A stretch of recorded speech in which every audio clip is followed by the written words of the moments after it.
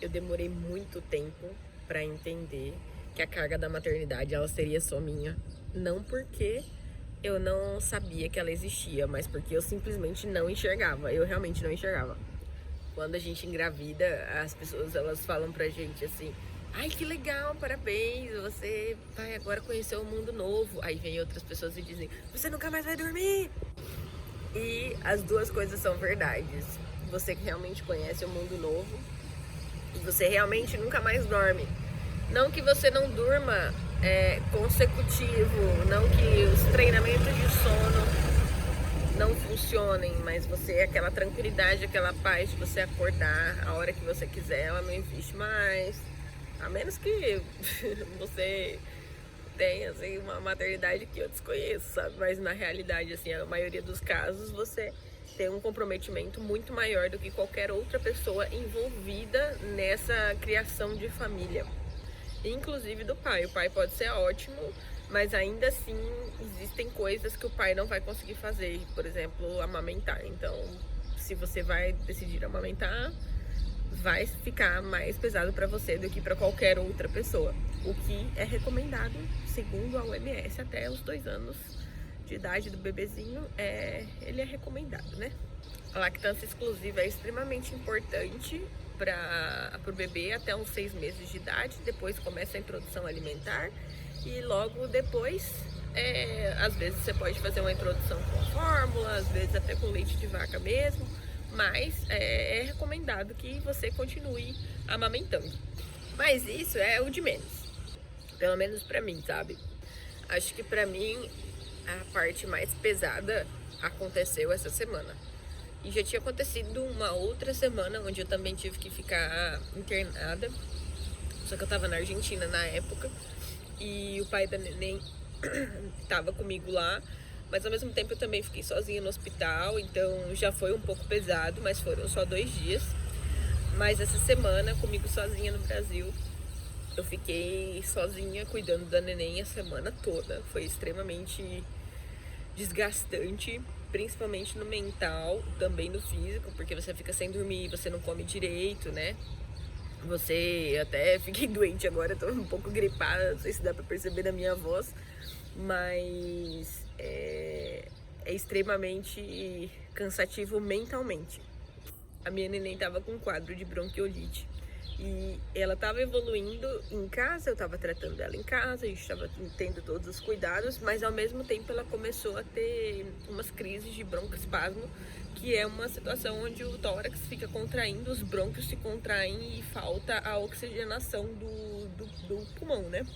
Nessas crises cai a saturação do oxigênio, ou seja, o oxigênio do bebê diminui e isso pode chegar a um estado mais grave, onde fica com a boquinha roxa, né, meio azulada, respiração muito forte, muito ofegante. E eu comecei a me preocupar e levei ela para emergência. Então, depois disso, isso foi na quarta-feira, até domingo eu fiquei com ela no hospital e eu fiquei basicamente sozinha.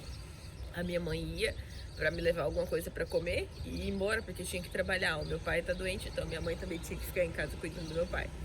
E o meu irmão ficou comigo no sábado à noite, porque a neném entrou numa situação um pouco mais grave. A gente achou que ia precisar entrar na UTI, mas porque ela teve uma dessas crises de broncoespasmo, então a saturação dela ficou muito baixa, só que foi temporário, foi um lapso de tempo ali e foi curto, então ela conseguiu depois voltar à saturação normal. E isso fez com que não necessitasse da UTI, graças a Deus. Nesse momento, quando o médico olhou pra mim e falou assim, se ela seguir assim, a gente vai ter que colocar ela na UTI, o meu mundo caiu, literalmente. E ela que tava ali nos meus braços agora, poderia não estar daqui um pouco. E eu comecei a entrar numa pane mental de tipo assim, meu Deus, o que eu faria da minha vida sem essa menina? E eu sei que era só a UTI, que as pessoas saem da UTI, que os bebês saem da UTI, mas eu comecei por estar sozinha também, você começa a imaginar os piores cenários para tudo, sabe? E essa ansiedade, ela te domina. Então é muito difícil você manter uma clareza mental numa situação extremamente difícil, você manter a paz mental, e você não surtar quando você tá sozinha diante de uma situação dessa. Eu avisei o pai da neném e eu desliguei o telefone, saí do telefone e falei, eu preciso pensar. Eu preciso descobrir o que eu vou fazer. Por quê? Porque ela é argentina. Eu não tenho 11 mil reais para pagar por dia na UTI daqui da minha cidade. Eu não tinha cartão do SUS para ela. Então o que eu fiz? Eu esperei uns 10 segundos, respirei muito fundo assim. Eu pensei, meu Deus, o que eu faço? Eu lembrei que meu irmão é advogado. Liguei pro meu irmão, falei assim, vem pra cá porque eu preciso que você me ajude a resolver alguma coisa de maneira legal para que a neném possa ter acesso a uma UTI através do SUS. E ela não tem cartão do SUS, não tem documentação brasileira. Então, como que se tem um estrangeiro aqui e ele precisa ir para UTI, eu sei que ele é encaminhado. Então, deve existir alguma maneira. Por fim, ele conseguiu arrumar todas as documentações, conseguiu deixar tudo pronto. E a neném melhorou, então, graças a Deus, a gente não precisou de tudo isso. Eu tô dando esse contexto, mas, na verdade, o ponto que eu quero chegar é nesse sentimento que eu senti, não no estado da neném. A neném tá bem, já voltamos para casa e estamos aqui. Eu quero falar com as mães que estão sozinhas, às vezes as mães solos, né? Principalmente as mães solo. Às vezes as pessoas elas te dão um apoio com palavras, elas estão ali por você, mas essa carga de segurar a sua mão no hospital, às vezes você não vai ter, entendeu? Às vezes você não vai ter o abraço, às vezes você não vai ter alguém te confortando numa situação onde você tem que ser a rocha de tudo, porque você é tudo que seu filho tem na realidade. No fim das contas, na hora mais grave da situação, é você que vai dar o colo. E quem vai tirar do seu colo é o médico. E quando ele tira do seu colo, você se vê completamente sozinha. E aí você entende o que é estar diante da criação de uma criança que depende exclusivamente de você. Para mim, assim, foi um choque de realidade. Talvez para as outras mães não seja assim, né? Esse choque de realidade. Talvez ou elas não tenham esse choque, ou esse choque chegue de outra maneira. Mas para mim foi assim que aconteceu. Foi num estado mais quase grave, moderado grave. E eu me vi ali numa situação onde eu fiquei completamente impotente, eu não tinha nada para fazer, além de tudo que eu já estava fazendo. E eu senti uma solidão, eu senti um desespero tão grande que a única coisa que me segurou foi Deus. Foi Deus. Então, eu sei que a gente tem que entregar para Deus e realmente encontrar o descanso no Senhor. Realmente foi onde eu encontrei e foi o que eu fiz. Mas a passar por esse momento de desespero e manter a fé é extremamente difícil, mas é necessário. Se você é mãe solo e passou já por alguma coisa nesse sentido, ou se você simplesmente encara esses desafios diários de você chegar em casa do trabalho, né? Eu tô trabalhando em casa, então eu consigo acompanhar bem o desenvolvimento da neném. Mas eu sei que às vezes as pessoas que precisam trabalhar fora tem que deixar na creche, né? Ou às vezes deixam com a babá. Então quando voltam, já estão deixando os seus filhos com outros cuidados. Então já perdem muita coisa dos seus filhos. Então eu imagino que essa solidão, ela deve bater diariamente, né? Tipo assim, você perdeu um passinho do seu filho, você perdeu ele aprendendo a falar, você perdeu coisas que a gente não imagina perder quando a gente engravida. A gravidez ela é muito ilusória. Você se ilusiona, você se ilude. Ilusiona em espanhol, desculpa, gente. Você se ilude muito com como vai ser a maternidade durante a gravidez. Porque muita gente te fala muita coisa, muita gente já vai dando pitaco na sua vida. E isso aí é todo mundo, é vizinho, é amigo, parente, né? Todo mundo. E aí você vai descobrindo o seu caminho, o seu próprio caminho durante o tempo, sabe? Durante os meses. Então, no puerpério, você se descobre uma nova mulher. Você, depois do puerpério, ali, puerpério vou dizer assim, vou colocar 3 meses, tá bom? Eu sei que tem puerpérios que duram um pouco mais, tem puerpérios que duram um pouco menos, mas eu tô falando ali os 3 primeiros meses que são bem puxados, bem intensos.